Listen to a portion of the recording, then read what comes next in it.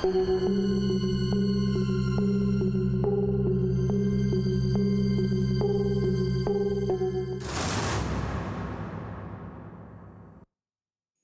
महाशय, आप जरा इधर आइए।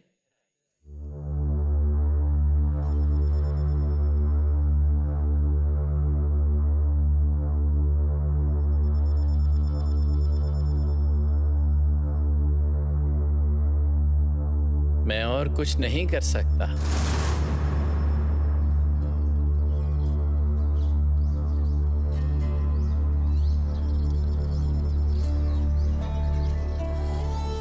मैंने अपनी क्षमता अनुसार कोशिश की,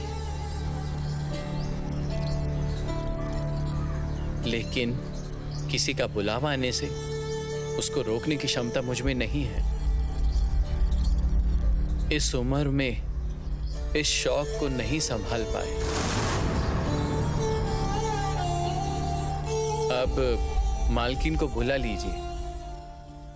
पिताजी के अंतिम समय पर अगर बेटी पास ना रही तो उनको मुक्ति नहीं मिलेगी। मुझे माफ कर दीजिएगा।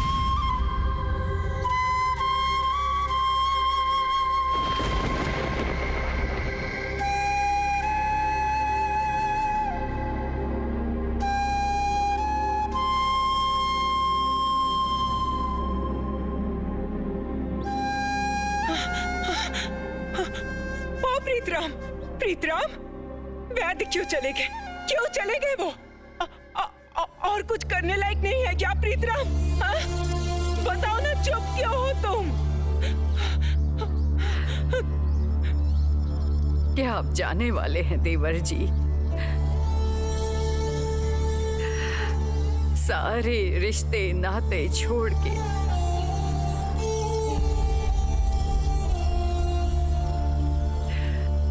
एक एक करके सारे रिश्ते टूट रहे हैं। पिताजी,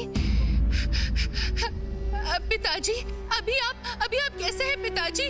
हाँ? इस शोक की घड़ी में अगर आप भी मुझे छोड़ के चले गए तो इस मुसीबत में मैं किसके पास जाऊंगी पिताजी?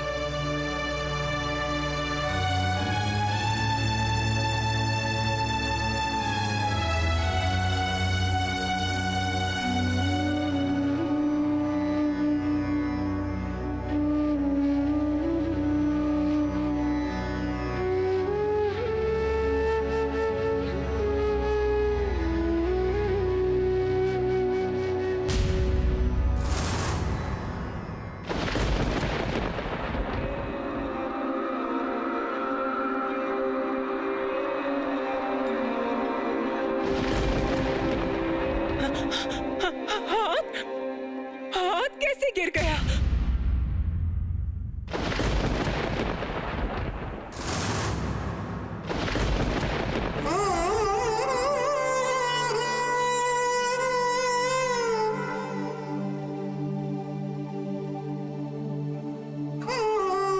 पिताजी, पिताजी बात कीजिए, पिताजी।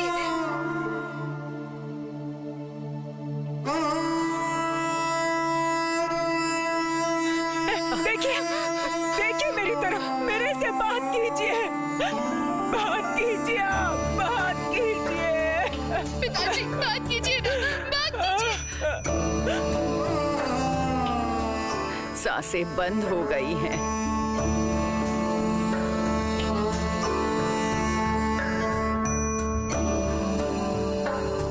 सारे बंधन मिट गए।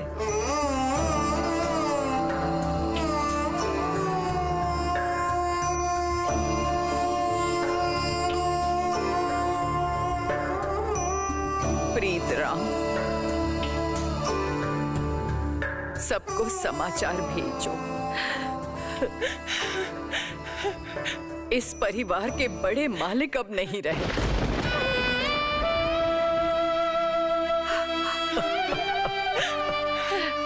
जो यहाँ का वृक्ष था वो गिर चुका है। नहीं बड़ी दीदी, ये देखिए, हाथ गरम है, हाथ गरम है, शरीर भी गरम है। देखिए प्रीतराम, प्रीतराम, प्रीतराम, देखो तो कुछ किया जा सकता है क्या? बताओ ना, चुप क्यों हो? और कुछ किया नहीं जा सकता क्या? बताओ। छोटी तू शांत हो जा, शांत हो जा, शांत हो जा छोटी,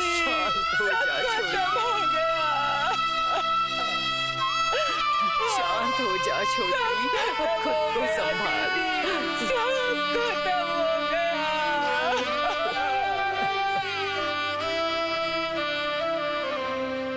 आखिर में पिताजी हम लोग को छोड़कर चले गए।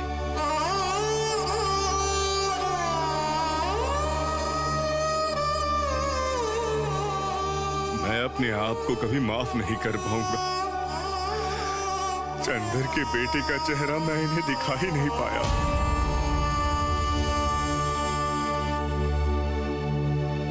इनकी आखिरी इच्छा थी, वो भी मैं पूरी नहीं कर पाया। हे जनार्दन,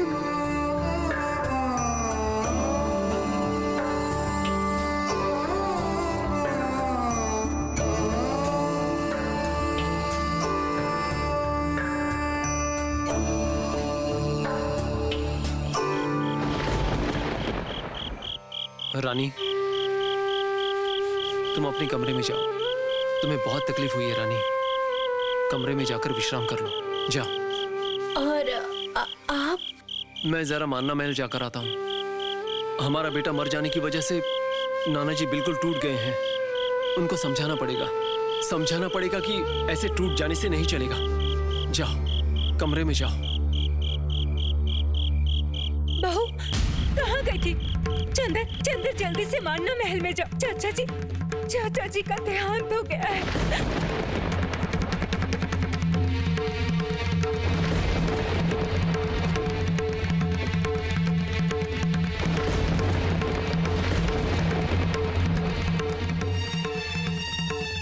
क्या कह रही है मछली चाची? नाना जी का देहांत हो चुका है? चंदर, नाना जी चल बसे, वो चले गए हैं। दिल में बहुत दुख लेकर गए हैं, पता है। उन्होंने सोचा था कि तू इस वंश की रक्षा करेगा। उनका खुद का तो कोई वंशज था नहीं, इसीलिए प्रीतराम को बेटा जैसा मानते थे। दास परिवार में इतने सालों बाद बेटा हुआ था। चंदर, तुम लोगों को उस बेटे की रक्षा करनी चाहिए थी ना? चाहिए थी कि नहीं? नानी माँ, मैं आपके दुख को समझ सकता हूँ, लेकिन जन्म मृत्यु तो किसी के वश में नहीं होती ना। ये मुझे पता है चंदर, मुझे पता है। लेकिन अगर कोई अपने हाथों से अपने बेटे को मार दे तो उसको क्या कहेंगे चंदर?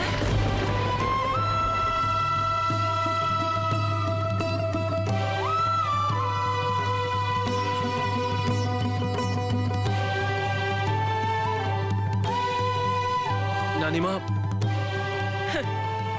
मुझे पता है तू मानेगा नहीं। हमेशा जैसे तू अपनी पत्नी का दोष छिपाता आ रहा है, इस बार भी तू वही करेगा।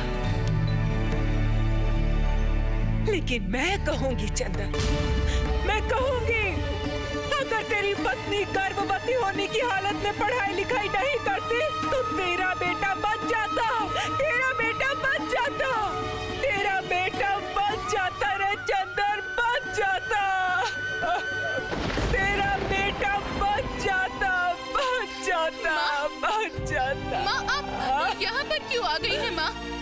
पिताजी को छोड़कर यहाँ क्यों चली आई है माँ? चलिए अंदर चलिए। मछली, माँ को अंदर लेकर जा, चलिए। रुक जा चुकी, रुक जा।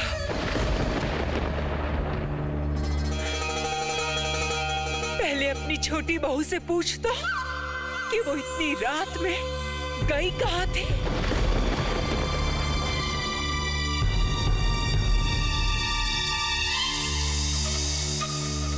इस बहू के आने के बाद इस घर में एक के बाद एक अशुभ काम हुए हैं और इसका फल भुगतना पड़ रहा है घर संसार को। आज तो उसका चरम परिणाम भुगतना पड़ा है। इस परिवार के मुखिया ही खत्म हो गए, मुखिया ही खत्म हो गए। नानी माँ आप शांत हो जाइए, शांत हो जाइए नानी माँ।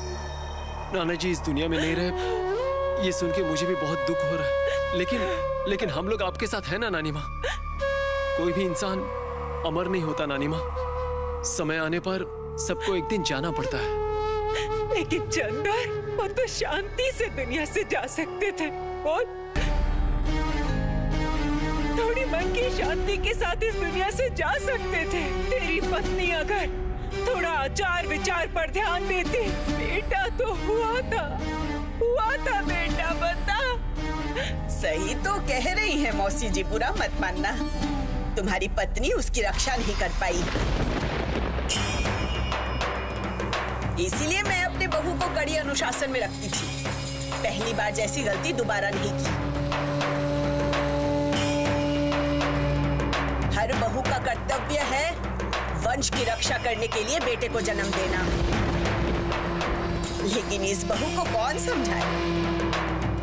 लक्ष्मी जैसी बहू है ना। कुछ बोलूंगी तो दीदी फिर से। छोटी, तू चुप हो जा।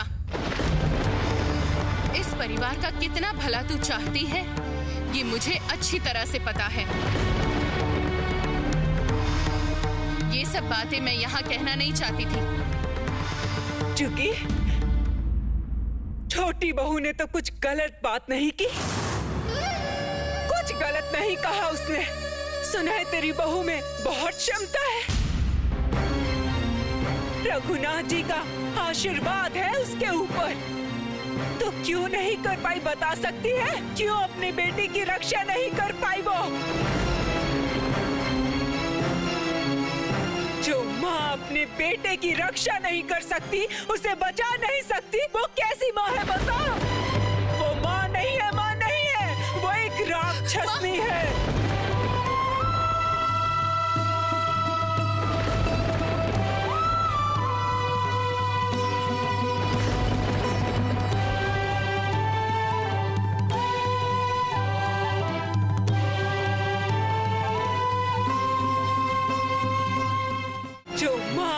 बेटे की रक्षा नहीं कर सकती, उसे बचा नहीं सकती, वो कैसी माँ है बता?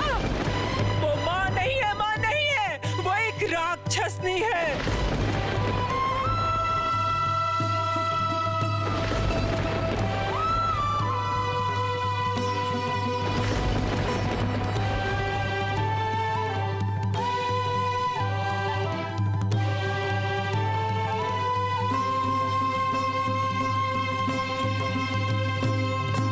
छोटी, कैसी बातें कर रही है तू? दुख की वजह से तेरा दिमाग खराब हो चुका है। बड़ी दीदी, इस बहू की वजह से मेरी मांग का सिंदूर मिट गया।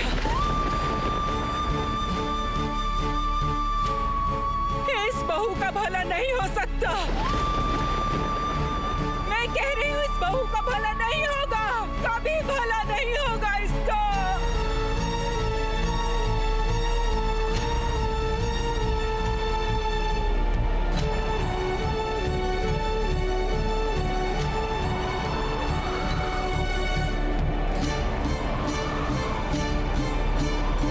मेरी बात मान छोटी, अपना मुंह बंद रख। इसने भी अपना बेटा खोया है, इसका दिल दुख से भरा है। इसके बारे में एक बार भी नहीं सोचेगी। छोटी बहू, मेरी प्यारी बहू,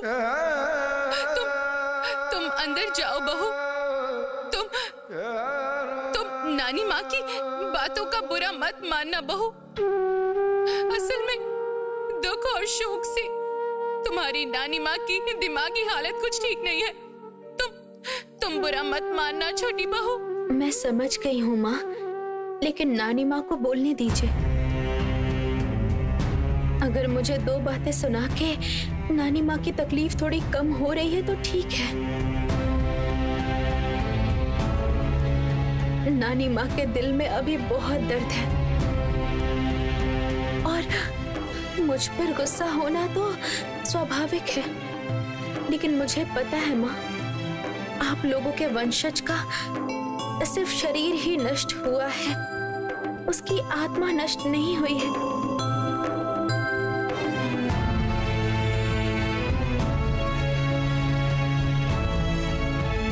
नाना जी भी वही हैं। नाना जी इस दुनिया में ना सही, लेकिन अपने वारिस का चेहरा कहीं और, कहीं दूसरी जगह पर जरूर देख लेंगे।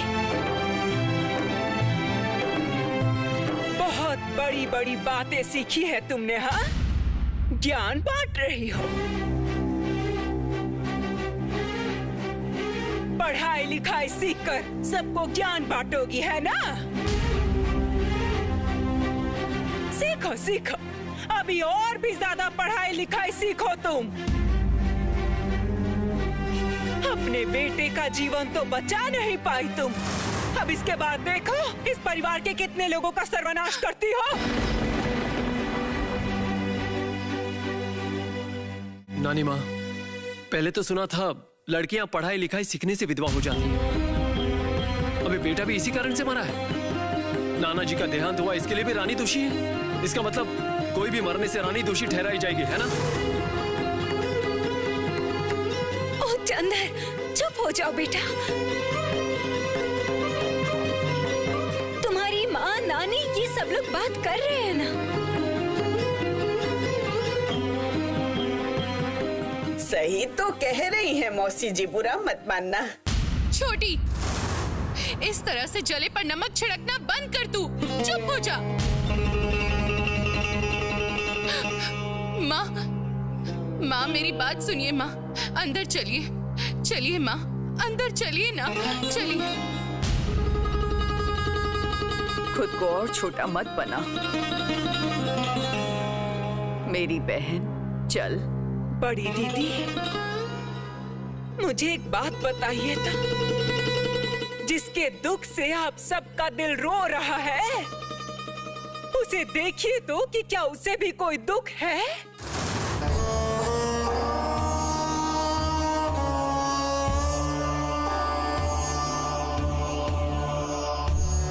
उसका बेटा मरा है, उसे देखकर ऐसा लगता है क्या? उसकी आंखों में आंसू का एक भी कतरा है क्या? नहीं दिख रहा है।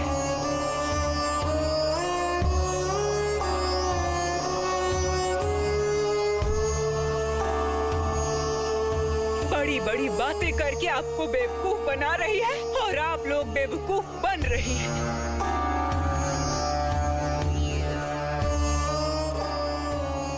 जुगी, तेरी छोटी बहू से पूछ तो कि प्रसव के कमरे से इतनी रात को वो कहाँ गई थी?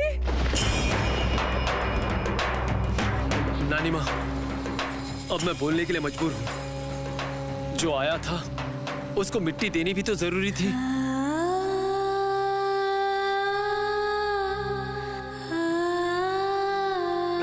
घर में इतना बड़ा हादसा हो गया, आप लोग सब वहां व्यस्त थे, इसीलिए मैं और रानी चुपचाप उसे विदाई देने गए थे।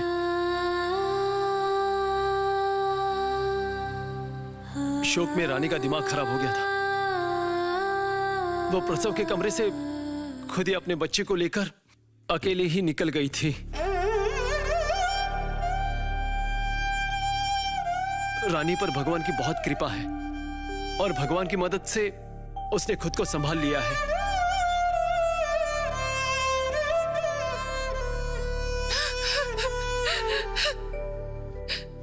छोटी बहू, तुम मुझे माफ कर देना बहू।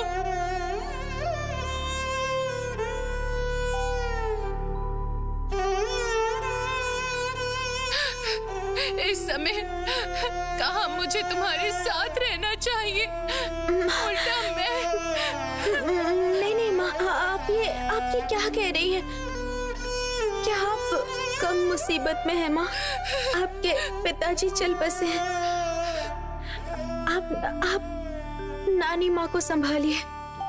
मैं ठीक हूँ।